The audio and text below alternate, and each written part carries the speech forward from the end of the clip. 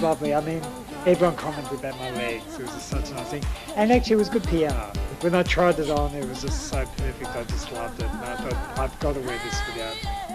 Your style has a lot of, you mentioned that kind of flowing lines and the sensuality of it. So does that directly come from the medium, or is that something from internal? Something about me, because people paint different ways of yours.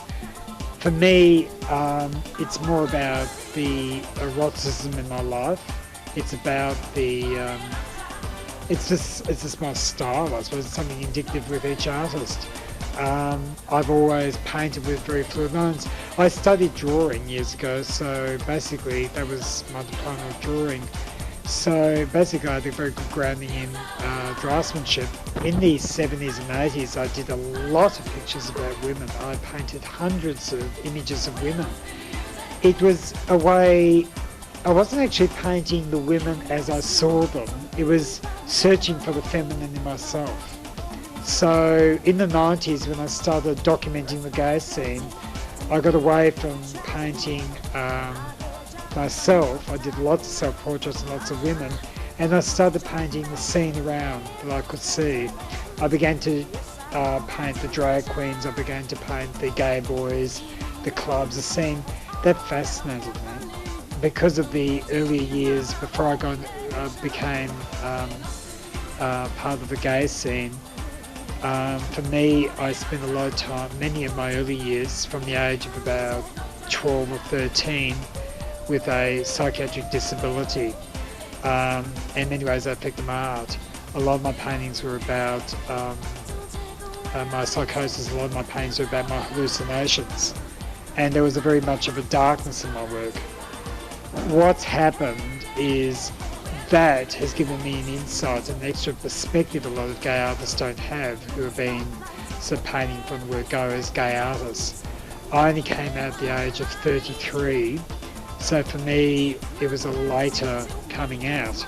Well, how does schizophrenia manifest itself in terms of like your mind? Delusions. It's, a lot of people think it's to do with split personality. It's not. It's about delusions, it's about delusional thinking. For me, a lot of the psychosis manifests itself in hallucinations, both auditory and visual, and that comes out in my work. You can see something about the heightened reality, the sensuality, the excitement, the mania in my work is directly connected with my schizophrenia.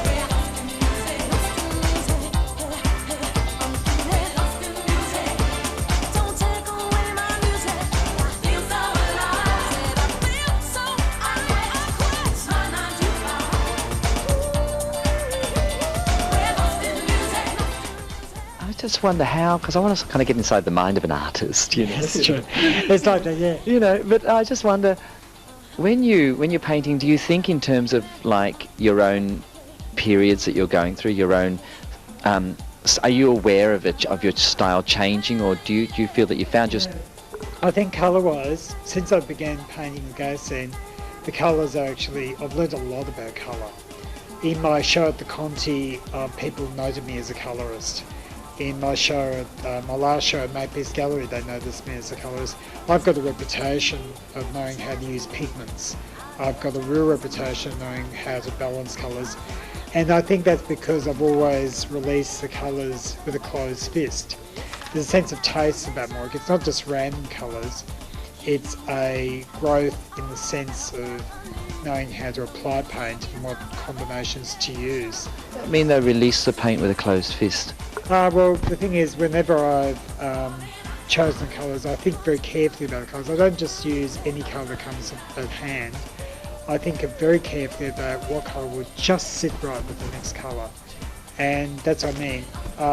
In the 80s, I did a lot of paintings which were very dark, so I used a very limited palette. It was maybe a bit of red, lots of blues and lots of blacks. What's happened is slowly, gradually over the last 10 years or so, I've just learned to slowly develop this bit by bit, this release of colours. In my last show and this show at the Gypsy Bar, there is this sense of beauty and colour and exhilaration. I think even since my last show, what's happened is too, the colours have deepened. They've become very rich and luminous. That's why I called the show Lumiere. We have one painting here which we can have a look at. Tell me about this piece. The one of Amos is lovely. It's called Luscious, and it's a beautiful painting. It's of a straight boy, Amos Sheehan. He's 23 years old. He's a musician. He sings in a band. And it was very funny, Dave. Actually, when he got into the pose, I mean, there was a sense of calculation in his pose. He knew how to work the artist. He knew how to pose the artist. And when he sat in the pose with the nipple and the seductive eyes, I did get an erection. It was such a good look. Sometimes you need an excuse to celebrate the erotic. Like we use football is really a big celebration of the masculine erotic, isn't it? So I wonder, have you encountered that with your sitters? Because you do paint straight people as well. Well, this exhibition is mainly straight people. And it's basically, there's only a couple of gays and lesbians in the show. It's about, what I think about Lumiere is it's about diversity and individuality. It's about difference. It's about the right to be something you choose to be. And whether you see yourself as gay or straight or bisexual or double adapter or whatever, it's about liberty to choose and how you envisage yourself. It's not what you do, it's how you see yourself. The thing about me, and I think what people really pick up on my work, is I really enjoy painting. People think I really enjoy or do it for the publicity, but I really love to paint. There are three things I enjoy in life, okay? I love to paint, I love to paint, I love to paint, and I love a good... I'm waiting for you to say sex. I do love a good read, and I do love a good conversation. That was the second one. I love to paint, I love a good conversation, and I do love a good root. As long as we've got the priorities right.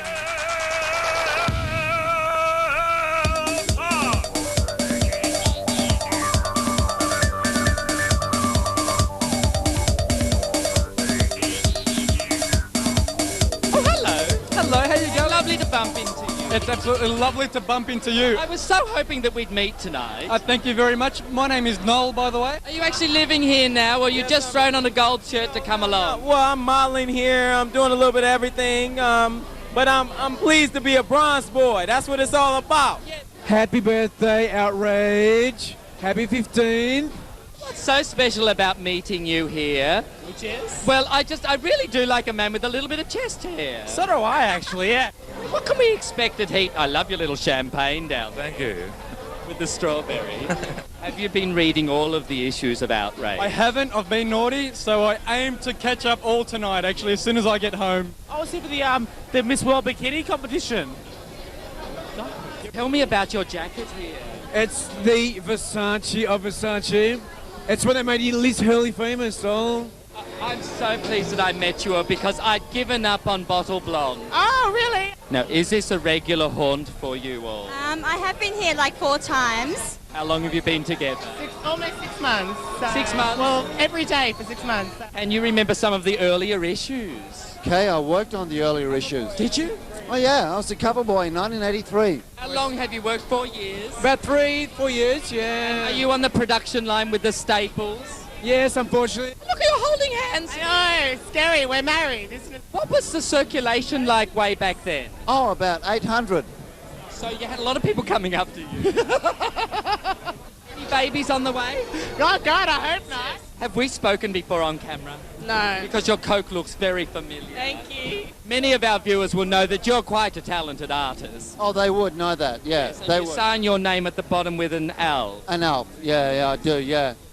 I must say it's a lot of fun, and I hope to meet some very lovely men later on. I can see that your battery's very well charged. No, very well charged. I'm a man from San Francisco. Very talented here. But not as talented as you, sweetheart. Oh, how sweet of you to say. Well, I can't do makeup. No, neither can I, just between me and you. So it's a happy birthday to Outrage. It is. Happy birthday, Outrage. Happy 15th. Going to move on, thank you. And I do love that jacket. Okay, bye-bye.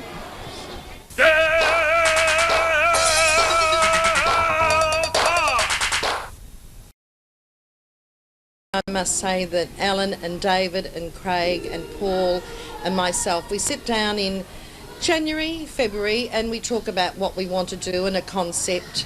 And of course everyone is so talented in their own field, as in production, set designing. It's just incredible, and I couldn't, we're one team and we're all very special, and they're special guys and they're just beautiful to work with. We sat around a dining table one night to say that something should happen, because I'm a straight woman and I love all this. I think it's fabulous, and I'd been to a lot in the States, a lot of the functions. And so we formed our fabulous committee. Oh gosh, now you're doing the whole fantasy ball thing. Now where on earth did you get your lovely frock from? Well, it was specially made, actually, yeah. So I thought the design up in my head and then just put it all down in fabric and off we went. What's mostly heaven about this little outfit is you have a little bit of glitter on your teeth. Oh. Started at the top and worked down? No, the bottom and worked up. It's the only way. Oh yes, absolutely. The only way is up. Absolutely. I feel naked, actually. Do you? Just a little exposed. Well, this is kind of the first time I've done this. And you are wearing legs here. Yeah. Fabulous. I just love being glamorous and amongst all of these glamorous people. Can you tell me just quickly, what is this infatuation you have with the fan thing? Where did you get your frock from? Drag bag in Sydney. Oh, really? Yeah. I don't like to buy off the rack, with a size like mine. It pays just to sort of wrap the material around and sew it up. I'm from Sydney, yeah. And there's a group of us from Sydney here tonight. So I'm feeling very pretty tonight. Tell me about this drag bag store. Oh, well, drag bag will just do, I'll pretty much do anything. Will they? Yeah. They make their own stuff there, or how does it work? Yeah, they make their own stuff. It's because I get hot when I dance. Okay, so that's your own little air conditioning unit. Yes. Do they have such things in Sydney? Oh, nothing as glamorous as this. And it is a fundraising activity, isn't it? It certainly is, So yes. tonight we're raising funds for... McFarlane Barnett Cancer Institute. It's Cancer Research HIV, and our funds that we have over on the night, we do give to them. We supported also for the first few years of our time. I suppose we went for 5 or 6 years with that, and then we decided to go independent and give to people 100%. So we gave to the San Michelle Home, and that is a home for men and boys living and don't have a home that are living with AIDS. How many chickens died for that headdress? Look, I'm keeping steggles in chickens for weeks. Did you sew all these yourself? On the Mitsubishi, yeah. Mitsubishi. Levi, how lovely it is to bump into you. Well, I'm a judge. I've worked it out, and it's about equal to about having 4 litres of milk on top of your head. Was there any particular thought behind the theme here with all the lace and all? We wanted to dress as men, but find out which era the men wore the most makeup. Obviously, you're no stranger to the fantasy ball. I've been a couple of times. I enjoy it, it's fun. Do you know, your whole outfit is fabulous, but I'm particularly taken by your Diamante set here. Oh. What's the story behind the jewels? Charlie Weaver. Have you had any preliminary thoughts with regards to the costumery here? I'm looking. With this sewing machine, is it all computerised? Actually, it does have computerised, yeah. So it has. you can kind of program in the pattern and it does it all? No, not quite. She does have the best, doesn't she? Oh, look, from London, I believe, and it's just like, you can't get them anywhere else. But you have a little bit of Diamante here as well. Yes, I know. I've always been partial to a bit of sparkle. What criteria do we use? I'm judging novelty. Where did you all buy it from? No, that would be telling.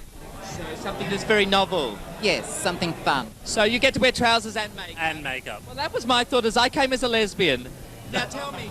I think we've had the most incredible highlights with the Jeannie Littles, the Rhonda Birchmores, the Tony Lamons, the Ross Skivingtons, and it just goes on that these people give their time. Oh, I just, you like to thank the people who attend, the people who make part of the night, the costuming, the judges. It's just everything in general. I mean, we couldn't have this if we don't have the patrons. Are you a little bit attached to black feathers these days? Love them. And what are you eating?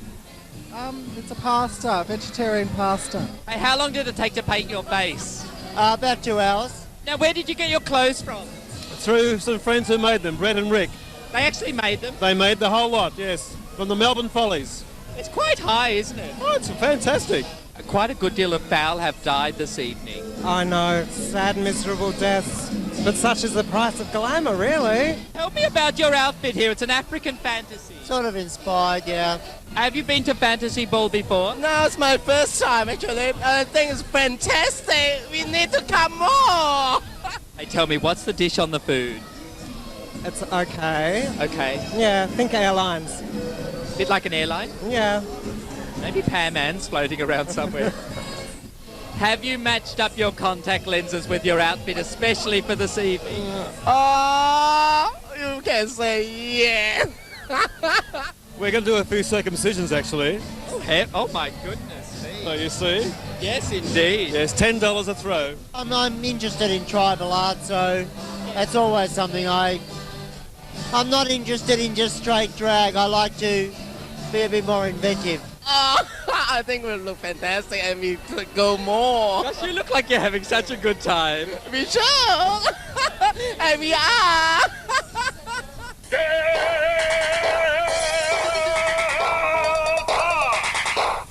What can you tell us about this sport?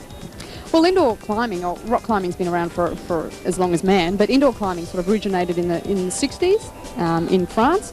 Generally, that's where it started. The weather was pretty bad, and the French felt that as a means of training, they couldn't get out on the rock crag, but coming indoors was the way to do it. It then grew. America took it on, USA, and then we were to follow probably about 10 years ago or so. So it's pretty recent to Australia. Who does it appeal to? I mean, there's a very colourful array of people around here. So who's a major... Oh, look, anyone and everyone. Small, short, larger people. We've had blind people come in, deaf people. We've had a guy with one leg who's come in and climbed. So it's really anyone, absolutely anyone. We've had 2.5-year-olds, climbing really well, and 60, 70-year-olds come in and climb. And what kind of skills do you need? I mean, it doesn't look so easy climbing these walls, but these people do make them. Some of you. Yeah. Well, the only skill you need there, Rebecca, is a sense of adventure, really. What level do you get up to? If you don't mind me asking. The highest I've actually got up without any cheating is an 18. Without cheating? Well, hanging on the rope or standing on a hole that's another colour. Fantastic. Cheating in your own mind, though. What about your first experience rock climbing? Was that scary? Not really. It wasn't here. It was at a wall that was a bit lower than this, so you didn't quite go so high. But I thought it would be scary because I'm actually a bit afraid of heights. Scary. Scary? How often have you done this? Come every week, so every week for a couple of years. Do you just come for the equipment? I would.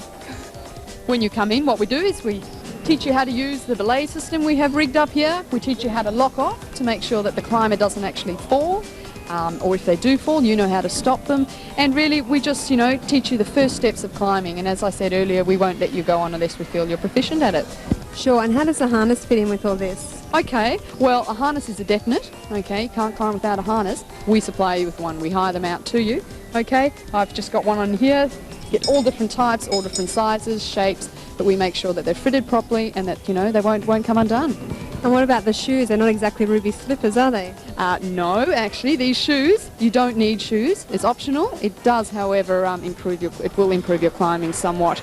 Okay, they've got sticky rubber, and trust me, when I say sticky, I mean really sticky, okay? It does help. And for those eager beavers, the chalk bag, okay? Helps in those small little tiny little holes.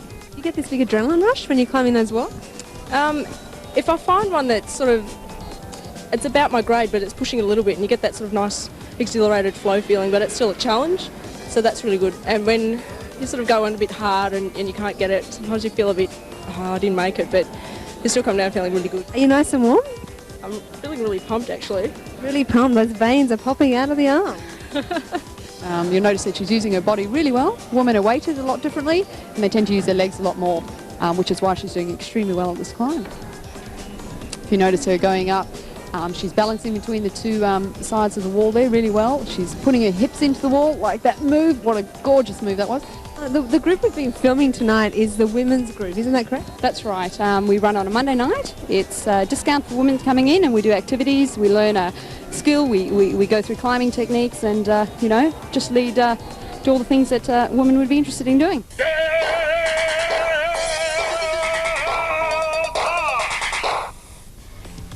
I guess, you know, people have this sort of sense that counselling is a bit like you see in the movies, and they come in expecting, you know, to spend a few hours with you and you're going to fix all their problems and then life's going to be wonderful ever after. And the reality, it's not like that. I see my role as a counsellor as helping them through processes of change which result in a greater awareness, and then when we have an awareness about why we're doing things or how we're doing them, we're then able to make some informed choices and positive choices so that we can, clients therefore make sort of long-term changes in their life. For somebody coming out, I guess the main one is isolation, feeling like they are the only person who is going through this. And I think for lots of young gay men, it's the fact that they don't feel that they fit the stereotypical image that's so often portrayed in the media of a gay male. So if they're not young and don't perceive themselves as attractive, then they have problems in coming to terms with how they see themselves fitting in the gay community. So I think low self-esteem is probably one of the main issues that we tend to work with. We have a group called Momentum, which are sort of 6 to 8 week groups for men. We have young and gay programs for younger men that are coming out. Momentum also includes programs for relationships, so, you know, if a man wants to come along with his partner. We have an IDU program, which is injecting drug use program, which are campaigns directed to people in the gay and lesbian community who are intravenously using. We also offer a needle exchange service. We'll give information to people on injecting drug use. Poverty is very definitely the main one. With as you say, with the new treatments, people are living a lot longer and a lot healthier. So, you know, 10 years ago they might have cashed in superannuation policies and sold their house and had world trips, and for some of them that were able to do that, thinking that they wouldn't be around in 10 years' time. And now that not only are they still here 10, 15 years later, but a lot of them are now getting well and wanting to head back into the workforce, perhaps not in jobs as high stress level jobs they might have been in before. So they're looking at ways of re-entering the workforce. So we need to be looking at things like sort of retraining courses for people who, you know, do want to come back into the workforce. But yeah, poverty is very much an issue that they experience.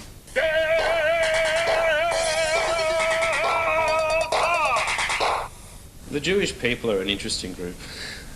You have the fervently Orthodox, those who spend a lot of their time studying the religion, praying, observing every custom, and that's fine. And then you have the other end of the spectrum where you've got people who don't pray, they don't ever attend synagogue, they don't study the Talmud, the Torah, the Mishnah, all the books of text. They don't even eat kosher food, yet they'll still be as Jewish as those who are religious. Being Jewish is a religious thing, or it's a cultural thing, or it's the coming together of both.